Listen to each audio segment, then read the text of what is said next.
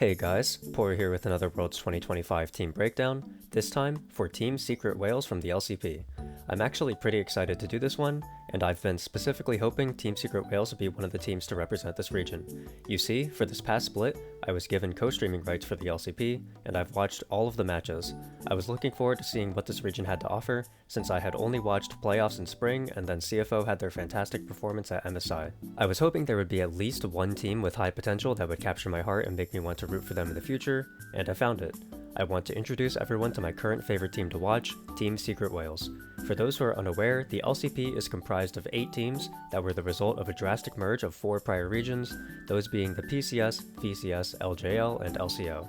The PCS and VCS in particular were pretty important regions as a whole, having existed in some form since basically the start of the global launch of League.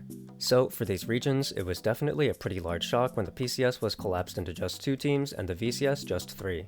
On top of that, 2 of the 3 VCS slots would only be guest slots, which means the ability to be relegated. It's a harsh merge for sure, and the VCS teams did their best to grab as much of the domestic talent pool as possible. All 3 VCS representatives fielded multiple substitute players, as the teams tried their best to make sure as much of the top former VCS players were in the scene in some way. In the VCS prior to the merge, there were 2 teams who finished historically well domestically, but could never topple the domination of GAM Esports, those orgs being Team Secret and Team Wales. Both orgs routinely spent time in 2nd or 3rd, but could never break past GAM. In an attempt to preserve the talent of the VCS, make strong enough teams to avoid relegation, and have a chance at beating their former oppressor, the 2 orgs decided to merge together and create Team Secret Wales for the LCP. Team Secret would bring their top laner Hero02, their bot duo of Eddie and Taki, and their head coach Null, and Team Wales would bring their coach CL, as well as 2 young talents fresh from their academy roster. The 2 orgs also brought something else to them though, and that was their lack of success at making international tournaments. Despite Team Secret being around since 2020, and Team Wales since 2022, the 2 teams have combined for just a singular international competition. The narrative surrounding this team was one of choking. For the first part of the year, it seemed like this was about right. Team Secret Wales went 5-2 in Split 1, but were quickly bounced in Round 1 of playoffs after going winless. They then went 5-2 again in Split 2, finishing 2nd, but would again get bounced in playoffs without winning a series. Split 3 looked to be more of the same. They had a strong round robin, only losing to CFO, but in the brackets to determine playoff seeding, they lost to GAM 2-0 on 2 separate occasions. They were then matched against CFO in playoffs where they fought well but lost 2-1, and it looked like the conditions were just right for yet another playoffs choke. This is where they would turn it around though, as they defeated their regional rivals Vikings, and then their one true nemesis GAM to qualify for Worlds. That's where we are now, with their lower bracket finals match against PSG being in a few days. Similar to the PSG video, I would normally wait for teams to be eliminated from playoffs before making their breakdown, but I don't have the luxury of time with how close Worlds is and how many teams there are.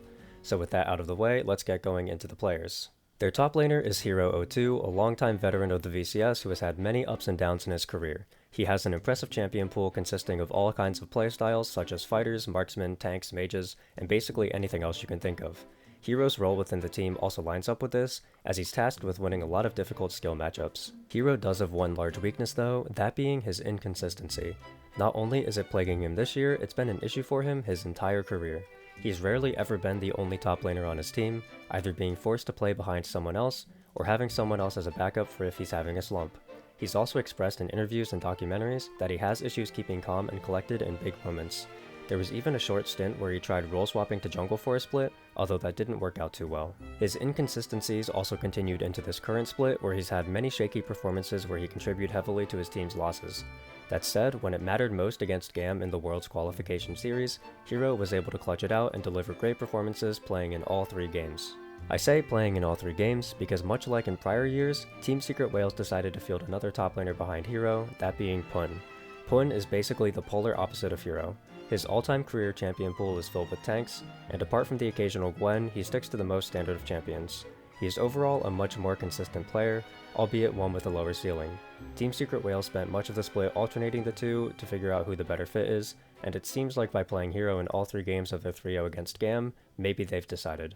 Starting with jungle, this is where the team gets truly interesting. You hear about the promising 18-year-old rookie Hong Q, but don't let that fool you into thinking he's the only promising rookie around.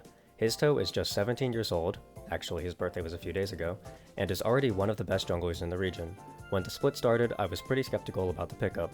Baby Whales, the academy team Histo came from, had no recorded matchups against any teams with any players I actually recognized, so I figured it would be the same as most other academy pickups, where they play average and fizzle out. I realized pretty quickly though that Histo has something special. He makes really stupid mistakes sometimes and has had a few disaster games for sure, but what really shines through all of that are his mechanics. Seeing the kinds of big plays Histo can pull off are really cool, and he doesn't shy away from them either. A testament to this is the fact that Histo is one of the few junglers worldwide who has locked in a Kiana that I've been impressed by. I would definitely tell you all to keep your eyes out for this player. Except what if I told you there was a player even more exciting to watch on this team than Histo? That's where we get into the mid laner, Dire. He's an 18-year-old rookie from that same Baby Whales team, and completes the dynamic duo with Histo.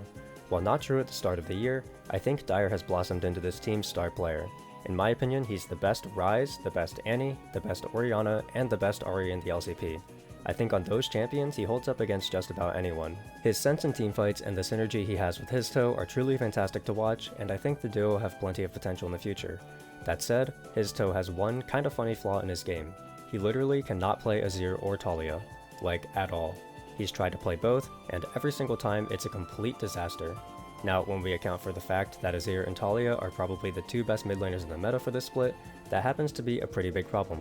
But it's fine, we have all-time greats who were never able to grasp a specific champion, such as Knight's Azir or Chovy's Syndra. Prior to Histo and Dire figuring out how to play in Tier 1, Eddie was the best player on the team. He's been the franchise player for Team Secret for years, although his career trajectory might be one of the weirder ones. His career started with middling placements, and he slowly climbed his way up the standings to 3rd, and even as high as 2nd. Then he was hit with the disaster 2023 spring where his team placed 2nd to last, but immediately turned it around to finish not only 3rd in summer, but 1st in the regular season in 2024 spring. Immediately after winning in regular season, he then got suspended from the league as part of the VCS match-fixing scandal, where he would remain banned for the rest of the year. His ban was lifted for the 2025 season, where he picked up basically right where he left off. Eddie is a bit of a weird player, and I can't exactly pin down what I think about his gameplay. On the one hand, he has amazing presence of mind in some teamfights, and can completely take over the game in 1v9 with the right conditions and resources. On the other hand, he also has some of the most puzzling game-losing ints I've ever seen. There were multiple times this split, where Eddie was positioned in quite literally the worst possible place he could ever be on the map, and his team threw the game because of it. Basically, when Eddie is in the zone, he's a god, but when he ints, it's at the worst possible time and in the most disgusting way imaginable. If nothing else, it's exciting to watch him either way. Finally, you have the support, Taki. While only 22, and not even the oldest member on the team, you could say Taki is something like the veteran of this bunch. He's the only player on the team to make it to an international tournament, of which he's been to 2 of them.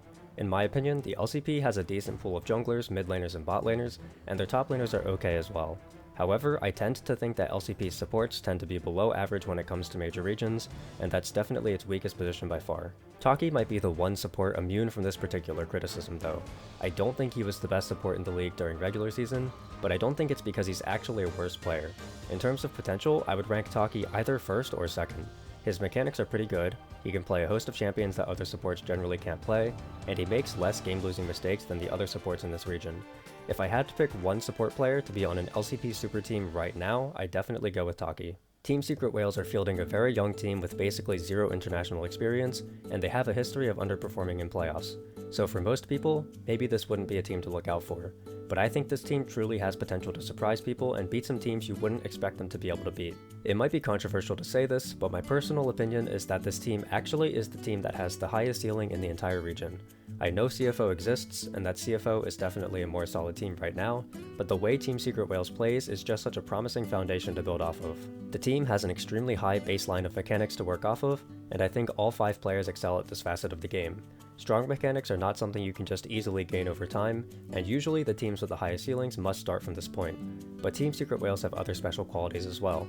They are great at making plays early in a way that not many teams are. As a group, they coordinate well on which jungle camps to go for, what timers to gank on, where to dive, who on the enemy team is what cooldowns, and more. When watching, I get the vibe that these players, at least some of them, have an innate understanding of the game that cannot be taught, and I think the team's trajectory has been great.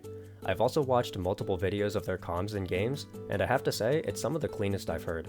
Nobody is talking over each other, everyone seems to understand their role, and no information that isn't vital isn't being communicated. Compared to videos I've seen of GAM's voice comms, for example, it's like night and day. And the mistakes Team Secret Whales makes are easy mistakes to fix. They have to work a bit on their objective setups, but I've seen that improve as well.